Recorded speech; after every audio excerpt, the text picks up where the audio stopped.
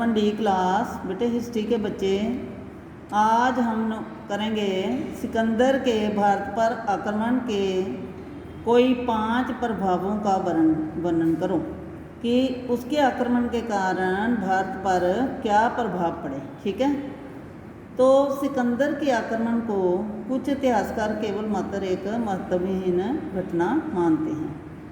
उनके विचार अनुसार सिकंदर का आक्रमण विशाल भारत के उत्तर पश्चिमी सीमा प्रांत के एक छोटे से हिस्से तक ही सीमित था।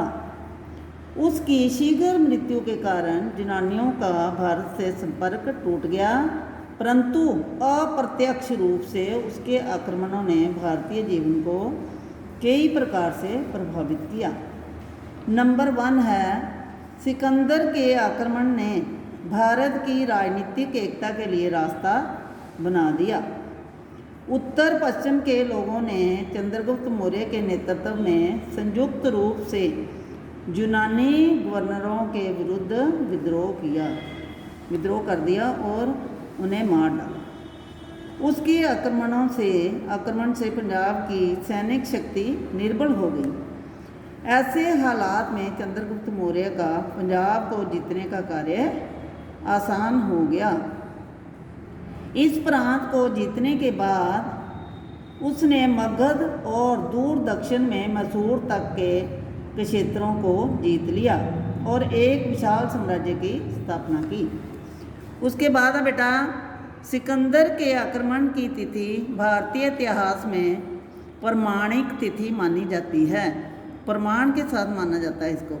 इस तिथि को आधार मानकर प्राचीन भारतीय इतिहास की कई घटनाओं की तिथियों को क्रमबद्ध किया गया है। मतलब कहने का अर्थ ये है कि इस तिथि को आधार मानकर कई घटनाएं इसके साथ जुड़ी हुई हैं और उनको क्रमबद्ध किया गया है।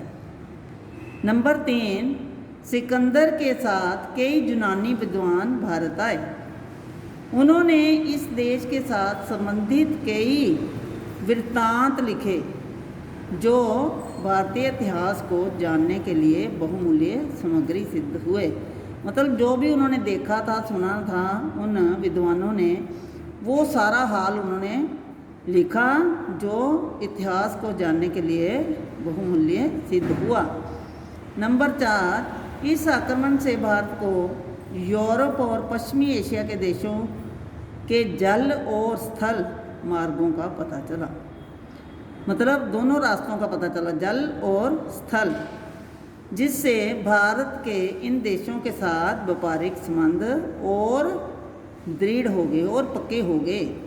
नंबर 5, इस आक्रमण के परिणाम स्वरूप भारतीय और यूनानी एक दूसरे के संपर्क में आ गए, इसलिए उनमें सांस्कृतिक और दार्शनिक विचारों का लेन देन होने लगा। एक दूसरे के विचारों को वो समझने लगे। भारतीयों ने सुंदर सिक्के बनाने की कला यूनानियों से ही सीखी। भारतीय और यूनानियों की कला के मेल से गंधार कला का विकास हुआ। बेटा यही प्रश्न लिखना भी है और आपने याद भी करना है। धन्यवाद।